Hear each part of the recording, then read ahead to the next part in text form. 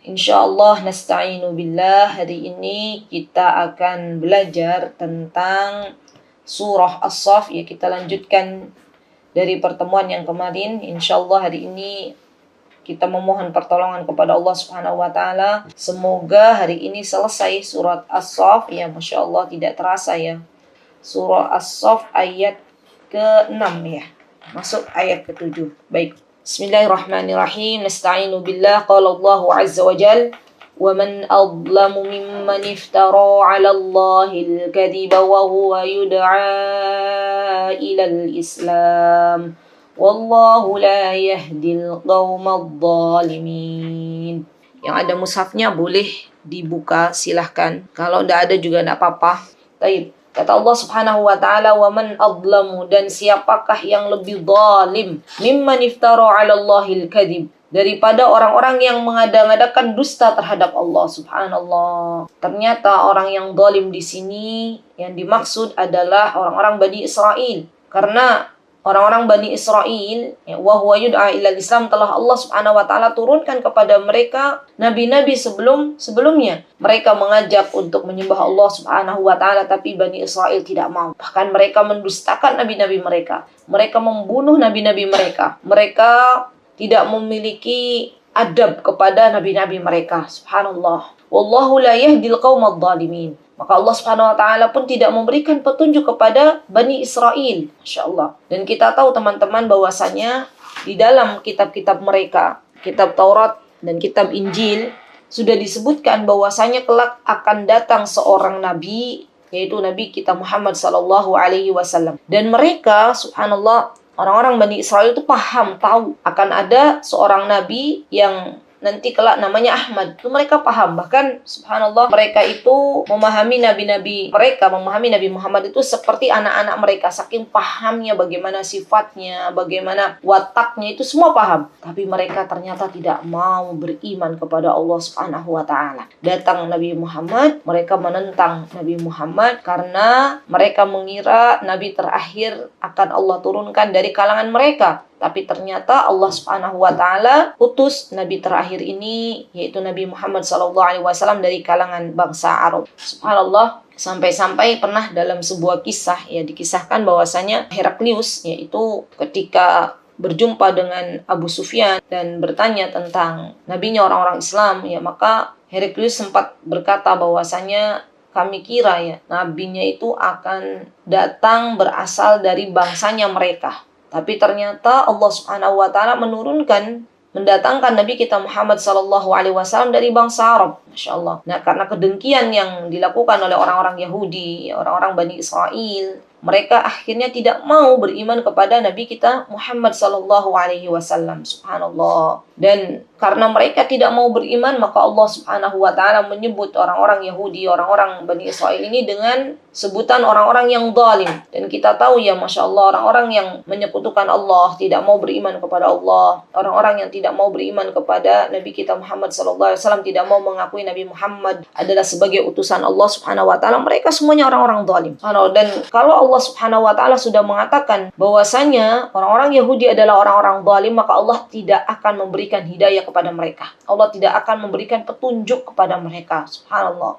Dan kalau Allah sudah menyesatkan seseorang, maka tidak ada satupun yang bisa memberikan petunjuk. Masya Allah. Maka dari itu teman-teman, kita senantiasa meminta kepada Allah, memohon agar kita diberikan petunjuk yang lurus, agar kita diberikan jalan ihdinas siratal mustaqim, jalan yang lurus yang menerangi kita untuk kembali kepada Allah Subhanahu wa taala. Kemudian Allah Subhanahu wa taala dalam ayat yang ke-8 surat As-Saff menggambarkan bagaimana keadaan orang-orang Bani Israel. Kata Allah Subhanahu wa taala, yuriduna liyutfi'u nurallahi bi afwahihim. Lihat, orang-orang Bani Israel, mereka itu berusaha, berupaya untuk mencela Nabi kita Muhammad sallallahu alaihi wasallam dan nabi-nabi yang lainnya itu dengan lisan-lisan mereka. Begitu pula orang-orang musyrikin. Orang-orang musyrikin mereka mencela Nabi kita Muhammad sallallahu alaihi wasallam dengan lisan-lisan mereka. Jadi ada kesamaan antara orang Bani Israel. Kalau orang Bani Israel mencela nabi mereka dengan lisan mereka, orang-orang musyrikin ya, bangsa Arab yang belum mau masuk dalam Islam, mereka mengata-ngatakan dengan lisan mereka kepada Nabi Nabi kita Muhammad SAW dengan tuduhan-tuduhan keji. Mereka mengatakan Nabi Muhammad adalah seorang penyihir dengan lisan mereka. Mereka mengatakan Nabi kita Muhammad SAW adalah seorang yang gila. Mereka mengatakan Nabi kita Muhammad SAW adalah penyair, ya. Itu yang mereka ucapkan dengan lisan-lisan mereka, subhanallah.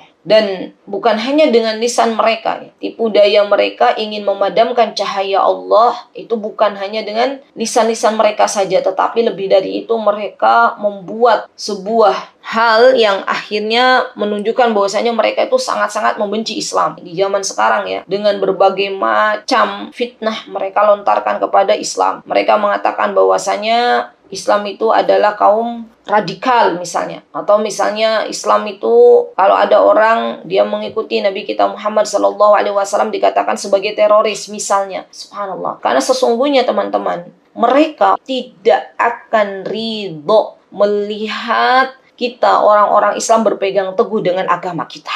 Sampai akhirnya kita orang-orang beriman mengikuti mereka, baru mereka ridho. Jadi subhanallah, ini Allah subhanahu wa ta'ala yang menggambarkan bagaimana bencinya orang-orang musyrikin kepada Nabi kita Muhammad sallallahu alaihi wasallam. Mereka membuat karikatur-karikatur, misalnya saya lupa tahunnya, sempat kejadian itu, ya. Orang-orang yang tidak suka dengan Nabi kita Muhammad SAW menuduh keji, ya. Nabi Muhammad dibuat kartun, kemudian Nabi Muhammad dikata-katakan atau dikata-katai sebagai orang yang na'udzubillah, sebagai orang yang suka syahwat dan lain sebagainya. Astagfirullah wa natubu ilaih. Itu mereka mengatakan demikian karena sangat-sangat membenci kepada Nabi kita Muhammad SAW. Padahal kita tahu Nabi kita Muhammad SAW adalah seorang yang memiliki akhlak yang mulia, Masya Allah. Bukan hanya kepada orang-orang beriman yang mengikuti mereka, tapi beliau pun subhanallah memiliki budi pekerti, akhlak yang mulia kepada semua orang, ya subhanallah, pada semua hamba Allah. Sampai-sampai banyak orang-orang yang awalnya belum masuk Islam, mereka melihat keindahan,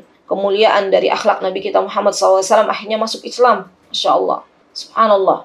Jadi subhanallah, mereka benar-benar ingin meniadakan Islam dari bumi Allah subhanahu wa ta'ala. Tapi tenang, ternyata ketika mereka berbuat makar, ketika mereka berusaha untuk menjelek-jelekan Islam, wallahu mutimmu nurih, dan Allah yang menyempurnakan cahayanya, subhanallah. Nih teman-teman, justru ya, ketika ada orang yang membenci Nabi kita Muhammad SAW, memfitnah Nabi kita Muhammad SAW, membuat karikatur-karikatur yang tidak pantas, ya, untuk Nabi kita Muhammad SAW. Justru dengan itu akhirnya Allah bukakan kejelekan orang yang membuat kartun tersebut. Akhirnya Allah jadikan orang-orang penasaran, apa sih itu Islam? Siapa sih sebenarnya Nabi Muhammad SAW? Subhanallah. Dan dari penasaran itu, subhanallah, Allah berikan petunjuk kepada mereka, dan akhirnya banyak orang-orang kafir, ya, yang awalnya mereka tidak mau mengenal apa itu Islam, siapa itu Nabi kita Muhammad SAW, akhirnya mereka berbondong-bondong masuk Islam, mendapatkan hidayah dari Allah Subhanahu wa ta'ala, ya, Masya Allah. Subhanallah, begitulah Allah mengatur, ya, tipu dayanya, sehingga apapun yang dilakukan oleh orang-orang non-muslim, orang-orang kafir kepada orang Islam, dari tipu daya mereka, maka kita punya Allah Subhanahu wa ta'ala yang tipu dayanya lebih besar daripada mereka, Masya Allah. Nah, kemudian di sini teman-teman yang dimuliakan oleh Allah, wallahu mutimmu nurihi walau karihal kafirun. Allah menyempurnakan cahayanya walau karihal kafirun, walaupun orang-orang kafir membencinya. Subhanallah. Nih teman-teman, di mana-mana, ya, subhanallah, saat ini nih di Indonesia, alhamdulillah wa syukrulillah, saya rasakan Masya Allah, orang-orang itu, kita terutama orang muslim, Masya Allah, saat ini sudah mulai pengen lebih tahu agama kita. Kita tahu atas pertolongan Allah Subhanahu wa ta'ala, subhanallah, ajaran Nabi kita Muhammad SAW mulai berkembang di tanah air kita. Subhanallah, Allah mendatangkan para da'i untuk mengajarkan kita umat Islam dengan akhlak yang mulia, ya, yang mereka subhanallah lakukan, sehingga banyak dari kalangan-kalangan atas misalnya, atau dari kalangan-kalangan artis misalnya, yang mereka itu akhirnya masuk ke dalam agama yang sempurna ini. Mereka pengen mengetahui apa sih sebenarnya ajaran Islam yang sesungguhnya. Dan subhanallah, ketika Islam ini muncul, ketika banyak orang-orang akhirnya kembali kepada sunnah, kembali kepada Al-Quranul Karim sebagai panduan hidupnya, maka orang-orang kafir tidak ridho. Orang-orang munafik yang mereka mengaku diri mereka Islam, padahal mereka itu di dalam hatinya membenci Islam, mulai mereka membuat onar, ya, membuat fitnah-fitnah, tuduhan-tuduhan keji kepada para dai, kepada Islam itu sendiri. Masya Allah. Ini sunnatullah, teman-teman. Bersabarlah. Kita itu sedang diuji oleh Allah Subhanahu wa Ta'ala. Apakah ketika kita menggenggam sunnah Nabi kita Muhammad sallallahu alaihi wasallam itu kita bisa bersabar, atau justru kita tidak bisa bersabar? Allah akan mengetahui orang-orang yang memang benar-benar ada iman di dalam hatinya, dan orang-orang yang hanya lisannya saja dia beriman, mengaku-ngaku, tapi ternyata hatinya membenci Islam. Na'udzubillah summa na'udzubillah. Ya subhanallah. Kita hidup di zaman yang penuh fitnah, teman-teman, ya. Yang benar jadi salah, yang salah jadi benar, ya. Nas'alullah as-salamah. Banyak-banyak berdoa kepada Allah. Allahumma arinal haqqa haqqa warzuqna tiba'ah, wa arinal batila batila warzuqna ijtinabah. Ya, kita mohon kepada Allah, tunjukkan yang benar itu benar, ya, dan kita diberikan rezeki untuk bisa mengikutinya. Serta kita memohon kepada Allah, tunjukkan yang batil itu batil, dan kita diberikan rezeki untuk bisa menjauhinya. Ya. Subhanallah, ini doa yang harus kita benar-benar setiap hari kita minta kepada Allah Subhanahu wa Ta'ala. Kemudian surah As-Saff ayat ke-9, Allah Subhanahu wa Ta'ala berfirman, huwallazi arsala rasulahu bil huda wa dinil haqqi liyudhhirahu 'alad dini kullih walau karihal musyrikun. Subhanallah. Allah Subhanahu wa Ta'ala huwallazi arsala rasulahu bil huda, yang telah mengutus rasulnya dengan membawa petunjuk, ya subhanallah, wa dinil haqq, dan agama yang hak, liyudhhirahu 'alad dini kulli. Allah Subhanahu wa Ta'ala mengutus Nabi kita Muhammad sallallahu alaihi wasallam dengan membawa petunjuk dari Allah Subhanahu wa Ta'ala. Di antara tujuannya adalah agar agama Islam itu lebih unggul daripada agama-agama yang lainnya. Karena memang agama yang Allah ridhai di muka bumi ini adalah Islam. Bukan kita yang mengatakan, agama Islam itu sok benar, sok suci. Bukan. Yang mengatakan itu adalah yang menciptakan seluruh alam semesta, yang menciptakan diri kita manusia dan jin, yaitu Allah Subhanahu wa Ta'ala. Jadi kalau teman-teman berjumpa dengan orang-orang yang melemparkan syubhat, kalian wahai orang Islam, kalian itu ngaku-ngaku agama kalian paling benar, agama kalian paling suci, kita katakan bukan kita yang mengatakan, tapi Allah yang mengatakan demikian. Allah yang menciptakan saya dan engkau. Allah yang menciptakan langit dan bumi. Allah yang menciptakan jin dan seluruh yang ada di langit dan bumi. Allah yang mengatakan bahwasanya Allah lah yang meridhai agama Islam, satu-satunya agama yang Allah ridhai. Dan di sini Allah Subhanahu wa Ta'ala menegaskan diutusnya Nabi kita Muhammad sallallahu alaihi wasallam untuk menjadikan Islam lebih unggul, ya Masya Allah. Alhamdulillahilladzi an'amna bi ni'matil Islam bi ni'matil iman. Kita bersyukur kepada Allah Subhanahu wa Ta'ala atas nikmat kita bisa beragama, ya Masya Allah, agama Islam tentunya. Karena ternyata agama Islam ini, ya, adalah agama yang unggul di atas agama-agama lainnya. Pastinya dengan bukti-bukti yang ada di dalam Al-Quranul Karim. Ya, Masya Allah. Sampai kapan agama Islam itu unggul, menang, ya Allah menangkan sampai nanti hari kiamat. Ya subhanallah. Pasti Allah itu akan menyiapkan hamba-hambanya untuk menenangkan atau untuk memenangkan agama ini. Pasti ada orang-orang yang membela agamanya Allah Subhanahu wa Ta'ala. Allah pilih. Dan subhanallah, yang namanya dakwah itu teman-teman, ketika kita berdakwah, kita itu dalam rangka menolong agamanya Allah Subhanahu wa Ta'ala. Dakwah itu akan terus berjalan tanpa kita ataupun ada kita. Islam akan menjadi unggul tanpa kita atau ada kita. Islam akan menjadi agama yang logis, agama yang tidak ada pertentangan di dalamnya, agama yang memiliki konsep yang jelas sampai nanti Allah Subhanahu wa Ta'ala mendatangkan hari kiamat. Itu yang menjelaskan adalah Nabi kita Muhammad SAW dan para sahabatnya serta da'i-da'i. Maka kita mau nggak ikut berpartisipasi dalam menyebarkan agama Islam ini? Karena Allah pasti akan memenangkannya. Berapapun banyak orang yang membenci agama Islam ini, kalau Allah sudah memenangkan, maka Allah menangkan. Masya Allah. Begitu pula nanti ketika sebelum Allah datangkan hari kiamat, maka Allah akan turunkan Nabi Isa alaihissalam ke muka bumi ini. Dan Allah Subhanahu wa Ta'ala kelak akan menjadikan Nabi Isa memimpin orang-orang yang masih ada di bumi ini.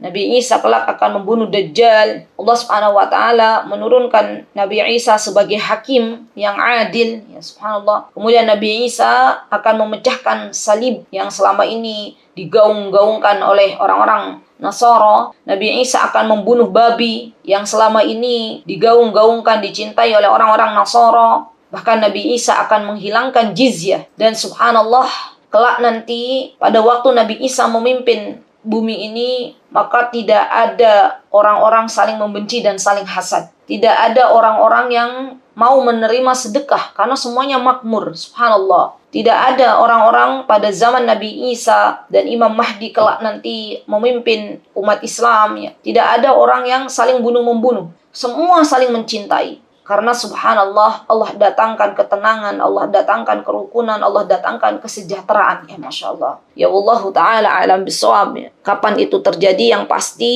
Rasulullah SAW menjelaskan sebelum datang hari kiamat. Dan ini menjadi tanda-tanda hari kiamat. Baik, kemudian ayat yang ke-10 dalam surah As-Saff, Allah Subhanahu wa Ta'ala mengajak kita semuanya orang-orang yang beriman untuk berjual beli ya dengan Allah Subhanahu wa taala dalam rangka mendapatkan keuntungan. Kata Allah Subhanahu wa taala, ya ayyuhalladzina amanu, wahai orang-orang yang beriman, hal adullukum, maukah engkau aku tunjukkan, kata Allah Subhanahu wa taala, ala tijaratin tunjikum min adzabin alim. Aku tunjukkan sebuah perniagaan, jual beli yang tidak akan pernah rugi. Subhanallah. Dan jual beli ini akan menyelamatkan kita dari adab yang pedih. Subhanallah. Ini ya teman-teman, luar biasa. Jual beli dengan Allah itu adalah jual beli yang pasti kita dapat keuntungannya.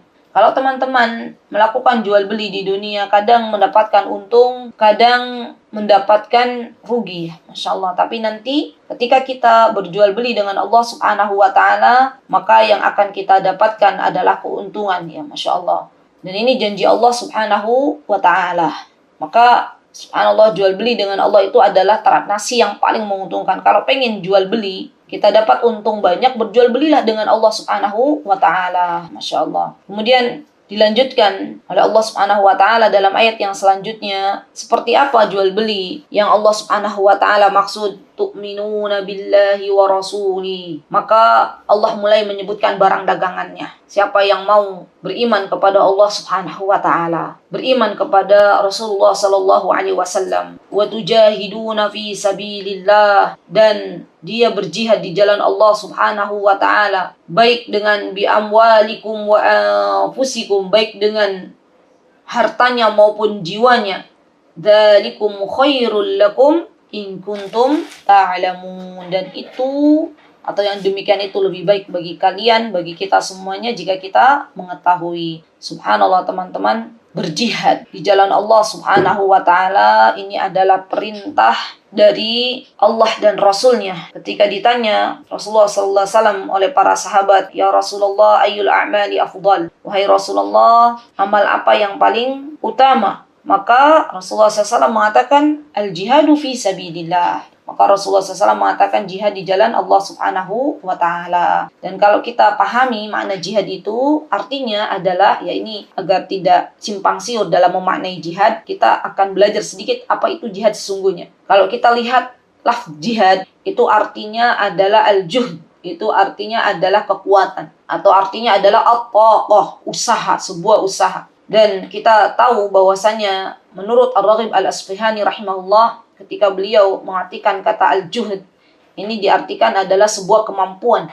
Sebuah kemampuan yang mana jihad ini biasanya identik dengan memerangi orang-orang kafir. Ya, orang-orang yang tidak beriman kepada Allah Subhanahu wa Ta'ala. Dan bersungguh-sungguh dalam mencurahkan kekuatan serta kemampuan, baik dengan perkataan, baik dengan perbuatan. Ini baru dinamakan dengan jihad. Dan jihad itu ada 3 macam teman-teman. Ada jihad melawan musuh yang nyata, yaitu orang-orang kafir. Ada jihad melawan syaitan, ini juga termasuk jihad. Kalau kita mau melakukan sebuah amal soleh, kemudian kita diwaswas, ya, diberikan waswas oleh syaitan, digendol-gendoli, kita nggak mau akhirnya beramal soleh, maka kita berjihad untuk melawan syaitan. Dan yang ketiga adalah berjihad melawan hawa nafsu. Masya Allah. Ini semuanya teman-teman seharusnya kita lakukan. Kita tahu bahwasanya keutamaan jihad di mata Allah Subhanahu wa Ta'ala itu luar biasa. Maka ketika ada orang dia mampu untuk mengalahkan orang-orang kafir, dia mampu untuk mengalahkan hawa nafsunya, dia mampu untuk mengalahkan syaitan, maka Allah Subhanahu wa taala akan memberikan balasan surga. Ya subhanallah. Jadi pahalanya, hadiahnya itu enggak recehan. Hadiahnya itu adalah surga yang Allah Subhanahu wa taala akan sediakan, ya, Masya Allah. Nah, teman-teman yang dimuliakan oleh Allah Subhanahu wa taala, di sini kenapa disebutkan oleh Allah Subhanahu wa taala bukan hanya berjihad dengan harta, tapi di sini disebutkan oleh Allah Subhanahu wa taala berjihad dengan jiwa, karena subhanallah, tidak semua hamba Allah itu bisa berjihad dengan harta. Ada kalanya yang memiliki atau ada kalanya tidak memiliki harta, ya. Maka Allah berikan kesempatan untuk berjihad dengan jiwanya. Ada kalanya orang misalnya belum mampu untuk berjihad dengan jiwanya, maka Allah berikan kesempatan untuk berjihad dengan hartanya. Masya Allah, termasuk di dalamnya teman-teman berjihad menolong agama Allah dengan harta kita ini, termasuk di dalamnya menyediakan fasilitas halaqah ilm. Subhanallah, subhanallah. Termasuk di dalam jihad juga ketika ada orang-orang yang dia menyiapkan waktunya, ya, untuk mempelajari agama Allah Subhanahu wa taala. Nah, ini termasuk jihad juga, Masya Allah. Karena dulu ketika Allah Subhanahu wa taala memerintahkan para sahabat radhiyallahu anhum untuk berjihad, maka di situ Allah Subhanahu wa taala memerintahkan pula untuk sebagian para sahabat agar tinggal tidak ikut berjihad dengan tujuan mereka mempelajari agama Allah Subhanahu wa taala. Kata Allah Subhanahu wa taala, ya, dalam banyak ayat, sesungguhnya orang-orang yang dia menolong agama Allah dengan kemampuan yang dia miliki, ya subhanallah, itu akan ditulis pahala jihad oleh Allah Subhanahu wa taala. Teman-teman bisa berkontribusi dalam dakwah ini sesuai dengan kemampuan teman-teman. Ada yang punya harta, dia fasilitasi para thalabul ilm, dan subhanallah, ini merupakan karunia dari Allah Subhanahu wa taala. Bisa dibayangkan enggak? Orang-orang yang menyediakan ruang-ruang Zoom, orang-orang yang menyediakan misalnya tempat-tempat kajian, orang-orang yang fasilitasi para thalabul ilmi dengan para asatid, ya, Masya Allah, mereka itu adalah orang-orang yang berjihad dengan hartanya. Dan kalau ada yang ikut di kajian itu misalnya sampai ribuan, Masya Allah, dia pun akan mendapatkan pahala yang luar biasa banyak, ya, Masya Allah. Dan ketika misalnya Allah Subhanahu wa taala memberikan kesempatan kepada teman-teman untuk bisa kemampuan untuk bisa menjadi moderator dalam sebuah kajian, maka berkiprahlah, berjuanglah di jalan Allah dengan menjadi moderator. Kalau Allah Subhanahu wa taala memberikan kelebihan kepada teman-teman untuk menolong agama ini, misalnya dengan menjadi para adminah misalnya, maka jadilah para adminah. Kalau Allah Subhanahu wa taala memberikan kepada teman-teman kemampuan untuk bisa mendesain misalnya flyer-flyer kajian, maka tolonglah agama Allah ini dengan kalian buat flyer-flyer kajian. Subhanallah. Ini yang seharusnya kita lakukan. Jadi jangan sampai kita itu jadi orang-orang yang hanya menerima manfaat. Jadilah jadilah orang yang berkontribusi, memberikan kebaikan, memberikan manfaat untuk banyak orang. Apapun yang kita bisa, Allah titipkan kemampuan, Allah titipkan kelebihan kepada kita, maka kita jadikan itu semuanya untuk berjuang di jalan Allah Subhanahu wa taala. Subhanallah teman-teman, orang-orang yang berjuang di jalan Allah, yang menjadikan waktu mereka untuk khidmah di jalan Allah Subhanahu wa taala, itu akan Allah jadikan barakah waktunya. Masya Allah. Orang-orang yang usianya digunakan untuk menolong agama Allah, maka Allah yang akan mengurusinya. Ya, Masya Allah. Allah yang akan memenuhi kebutuhan-kebutuhannya. Subhanallah. Kita bahkan tidak akan pernah tahu apa yang akan terjadi esok hari. Maka selagi ada kesempatan untuk berkontribusi, menolong agama Allah, berjihad di jalan Allah, maka kita lakukan. Bisa jadi amalan kita dalam menolong agama Allah ini merupakan amalan yang Allah Subhanahu wa taala terima, dan Allah jadikan itu menjadi jalan untuk kita masuk dalam surganya Allah Subhanahu wa taala. Baik, kemudian Allah Subhanahu wa taala, kita lanjut ya. Di dalam ayat yang ke-12 Allah Subhanahu wa taala berfirman, "Yaghfir lakum dzunubakum wa yudkhilkum jannatin tajri min tahtiha al-anhar wa masakin thayyibatan fi jannati 'adn. Dzalikal fawzul 'adzim." Subhanallah.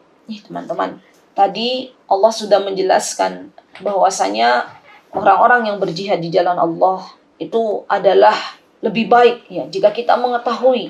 Maka Allah Subhanahu wa taala dalam ayat ini mengatakan bahwasanya orang-orang yang dia berjual beli dengan Allah, baik itu dengan hartanya, baik dengan waktunya, baik dengan jiwanya, ya, maka Allah akan memberikan balasan. Subhanallah. Apa yang Allah Subhanahu wa taala berikan? Yaghfir lakum dzunubakum. Allah akan ampuni dosa-dosamu. Subhanallah. Mau nggak kita dosa-dosanya didelete oleh Allah Subhanahu wa taala? Subhanallah teman-teman, terkadang kita tidak menyadari kalau kita itu sudah terjerembab ke dalam dosa. Terkadang kita tidak menyadari kalau mata ini bermaksiat kepada Allah Subhanahu wa taala. Kita lagi buka HP, ternyata di depan mata kita itu ada sesuatu yang tidak Allah ridhoi. Dan terkadang kita tidak sadari, telinga ini ternyata mendengar sesuatu yang tidak Allah ridhoi. Subhanallah. Maka itu semuanya adalah dosa di hadapan Allah Subhanahu wa taala. Dan pasti kita semuanya adalah hamba-hamba Allah yang senantiasa melakukan dosa. Maka sebelum Allah mencabut nyawa kita, sebelum matahari terbit dari arah barat, kita ingin semua dosa-dosa kita diampuni oleh Allah Subhanahu wa taala. Yaghfir lakum dzunubakum. Allah Subhanahu wa taala akan mengampuni dosa-dosa kita. Wa yudkhilkum jannatin tajri. Subhanallah, nanti di akhirat Allah akan memasukkan orang-orang yang menolong agamanya Allah, orang-orang yang berjual beli dengan Allah Subhanahu wa taala ketika di dunia, Allah akan memasukkannya ke dalam jannah, ke dalam surga. Yang mana dalam surga itu ada sungai-sungai yang mengalir air di bawahnya. Masya Allah, subhanallah. Allahumma ja'alna min ahlil jannah. Allahumma inna nas'aluka al-jannah. Allahumma inna nas'aluka al-jannatil firdausil a'la. Allahumma inna na'udzubika minan nar. Ya, kita mohon kepada Allah, semoga kita semuanya dimasukkan kelak nanti ke dalam jannahnya Allah, ke dalam surganya Allah Subhanahu wa taala. Kemudian Allah Subhanahu wa taala mengatakan wa masakin thayyibatan fi jannati 'adan.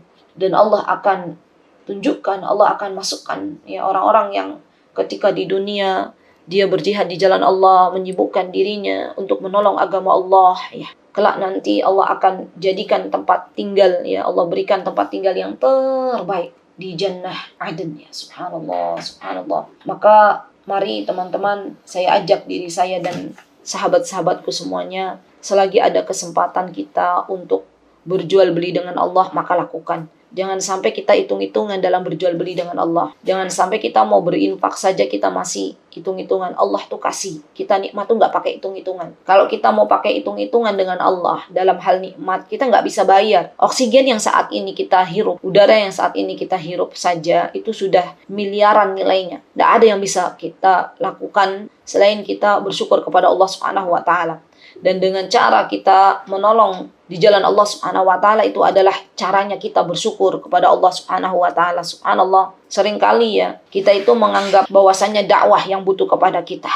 Seringkali lembaga-lembaga dakwah itu sampai membuat flyer-flyer, adakah yang mau menjadi adminnya, adakah dakwah ini membutuhkan itu, ya Masya Allah. Seharusnya kita yang mengatakan kepada mereka, adakah yang bisa dibantu? Saya bisa seperti ini mungkin, ini bermanfaat. Dan yakinlah kawan-kawanku, walaupun kita itu tidak mendapatkan apa-apa di dunia, namun Allah Azza wa Jalla akan memberikan balasan yang lebih baik, yaitu surga yang kelak nanti akan dimasuki oleh orang-orang yang berjuang di jalan Allah. Dan jangan pernah kita mengatakan ketika kita memberikan kontribusi kepada dakwah, ketika kita memberikan sesuatu di jalan Allah Subhanahu wa taala, kemudian kita katakan waktu kita habis. Ya, subhanallah, tidak demikian. Justru ketika kita menghabiskan waktu kita, ya, dalam 1 kali 24 jam, ya, ada waktu yang kita gunakan untuk berjihad di jalan Allah Subhanahu wa taala, ya, berdakwah di jalan Allah Subhanahu wa taala, justru Allah akhirnya memberikan keberkahan di sisa-sisa waktu. Subhanallah. Dan ini yang membuat hidup kita itu lebih bahagia, yang membuat hidup kita itu lebih tentram, lebih ayem, tentram. Karena teman-teman, orang yang taat kepada Allah,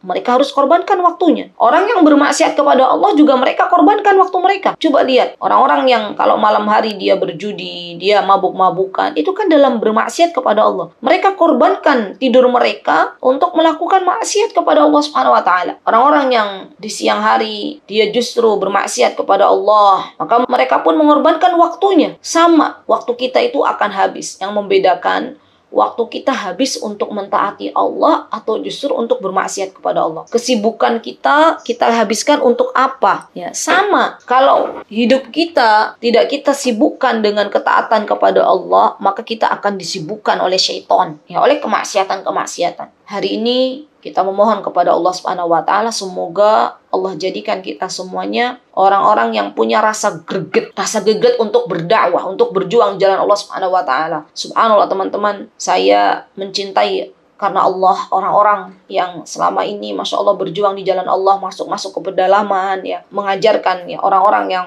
belum masuk Islam, mengajarkan kemuliaan Islam, masuk di tangan mereka atas izin Allah, atas pertolongan Allah, ya, ribuan orang masuk ke dalam Islam. Subhanallah, betapa luar biasanya mereka, ya, Masya Allah, Masya Allah. Saya pun belum bisa menjadi seperti mereka, ya, Masya Allah. Saya hanya bisa semampu saya, ya, ilmu yang sedikit ini untuk bisa bermanfaat. Maka di antara jalan yang bisa kita lakukan adalah berikan ilmu yang Allah Subhanahu wa taala telah berikan kepada teman-teman, ajarkan lagi kepada yang lain. Subhanallah, ajarkan lagi. Katakan kepada orang-orang di luar sana, ya, kenalkan bahwasanya Islam itu begitu indah, ajaran Islam itu begitu mulia. Ya, Nabi kita Muhammad SAW itu sungguh orang yang sangat-sangat luar biasa. Sehingga mereka atas pertolongan Allah akhirnya penasaran apa itu Islam, siapa Nabi kita Muhammad SAW, kemudian mereka masuk ke dalam Islam. Ya, subhanallah, saya mungkin pernah bercerita ya ke teman-temannya. Di Yogyakarta ada seorang ibu, ya, Masya Allah, yang setiap hari itu kerjaannya berdakwah jalan Allah, ya, tak kenal lelah. Masya Allah, semoga Allah menjaga beliau. Ke lereng-lereng Merapi, lereng-lereng Merbabu, ya. Beliau sering mengatakan kepada saya, Ustazah, saya tuh membutuhkan relawan, jadi relawannya kurang, gitu ya. Relawan untuk berdakwah, ya, Masya Allah, di lereng-lereng Merapi. Karena kita tahu di sana itu, teman-teman,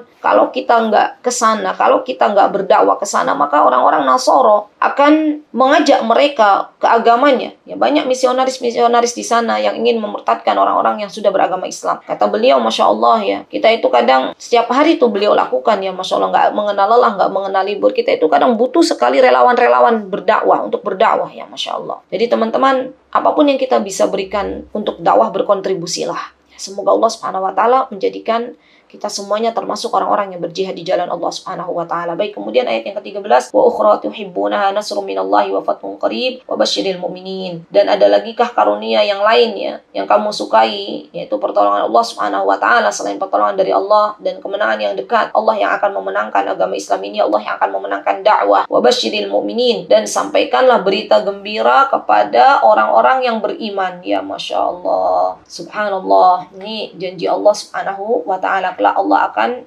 memenangkan orang-orang yang beriman. Kemudian ayat yang ke-14, Allah Subhanahu wa taala berfirman, apa yang Allah Subhanahu wa taala firmankan dalam ayat ke-14, ya ayyuhalladzina amanu kunu ansarallah kama qala Isa bin Maryam lil hawariyina man ansari ila Allah. Kata Allah Subhanahu wa taala, hai orang-orang yang beriman, jadilah engkau atau jadilah kamu penolong agamanya Allah, sebagaimana Nabi Isa alaihissalam ketika berkata kepada pengikutnya yang setia, al-hawariyin itu artinya adalah pengikut-pengikut setia Nabi Isa alaihissalam, ketika Nabi Isa menawarkan siapa yang akan menjadi penolong-penolongku untuk menegakkan agama Allah, maka orang-orang Hawariyun, ya, mereka mengatakan bahwasanya kamilah penolong-penolong agama Allah. Qala al-hawariyuna nahnu ansarullah fa amana ta'ifatun min bani Israil wa kafarat ta'ifah. Ya, lalu segolongan dari Bani Israel dan segolongan orang-orang yang kafir, Allah berikan pada mereka, ya, balasannya, fa ayyadna alladhina amanu ala aduwwihim fa asbahu zahirin. Ya.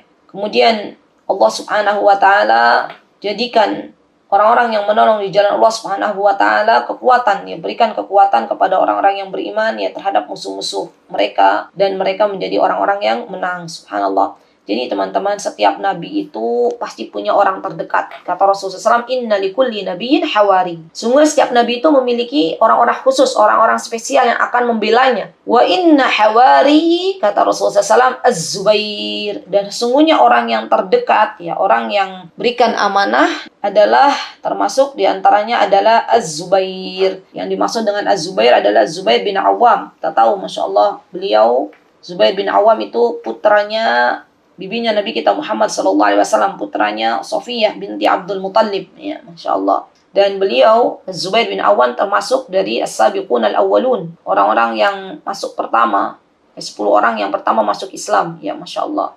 Dan Zubair bin Awam juga termasuk dari orang-orang yang al-wasyirina bil jannah, orang-orang yang dijamin masuk surganya Allah Subhanahu wa ta'ala. Dan Zubair bin Awam ini, subhanallah teman-teman, memiliki banyak keutamaan. Beliau termasuk sahabat yang pemberani, ya, Masya Allah, sahabat yang tadi dijanjikan untuk masuk surganya Allah Subhanahu wa taala.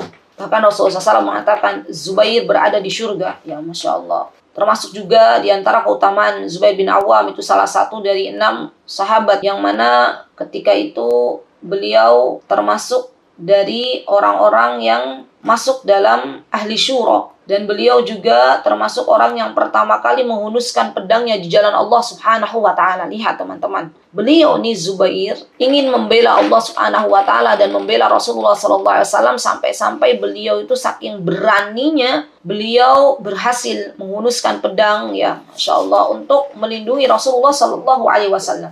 Dan sekelas Zubair bin Awam, teman-teman, ya Masya Allah, karena banyak keutamaan yang beliau miliki, Allah berikan pasangan hidup yang mulia. Allah berikan pasangan hidup yang sama-sama berkualitas. Dia adalah Asma binti Abu Bakar. Ya, jadi istrinya Zubair bin Awam ini Asma binti Abu Bakar. Masya Allah, kita tahu ya Masya Allah, Asma ini juga memiliki banyak keutamaan. Ya Masya Allah, beliau termasuk orang yang menolong agamanya Allah. Ya, ketika awal-awal Islam disebarkan dengan membawa perbekalan, mengirim Rasulullah SAW dan ayahanda tercintanya, ya Asma, waktu itu dalam keadaan hamil besar, ya beliau pakai ikat pinggang beliau untuk mengganjal perut beliau yang besar dan juga untuk membawa perbekalan, ya. Maka dari itu Asma dijuluki sebagai wanita pemilik 2 ikat pinggang, ya Masya Allah. Itu lihat teman-teman, begitu luar biasanya Asma menolong jalan Allah.